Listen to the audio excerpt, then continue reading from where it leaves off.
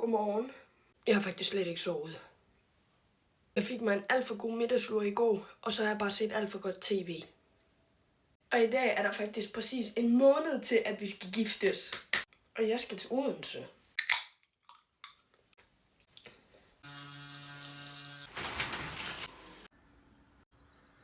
Vi har en halv time, så skal vi afsted. Jeg tænker, at vi blander de her to.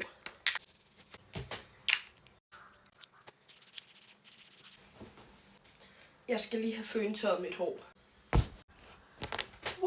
Meget bedre. Og så tager vi også den her på bagefter. Jeg skal have lavet vipper i morgen, det glæder jeg mig sygt meget til. Jeg skal faktisk afsted her 10 minutter over 6. Så skal jeg så med en bus, og så skal jeg så med et tog.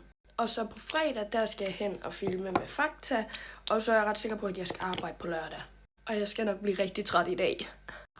Men det bliver en hyggelig dag, det er jeg ikke i tvivl om. Og hvad jeg skal, det finder I ud af senere. Jeg tænker at tage den her på, fordi at der er solcreme i. Jeg har faktisk ikke rigtig brugt den. Jeg tror, jeg har brugt den en gang. Ui.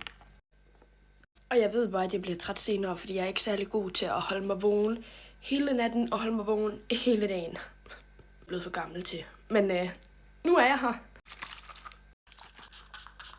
Og til klokken er 05:46, og det er allerede helt lyst udenfor. Nu skal vi lige have den her på.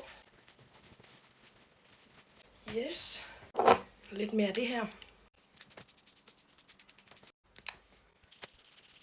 Og så tager jeg den her på, fordi at det bliver ikke helt varmt, men det bliver heller ikke helt koldt. Ja, og den kan man jo også lukke. De her, de er jo sygt fede, og de her, de er også fede. Dem her. Vi ses bare senere.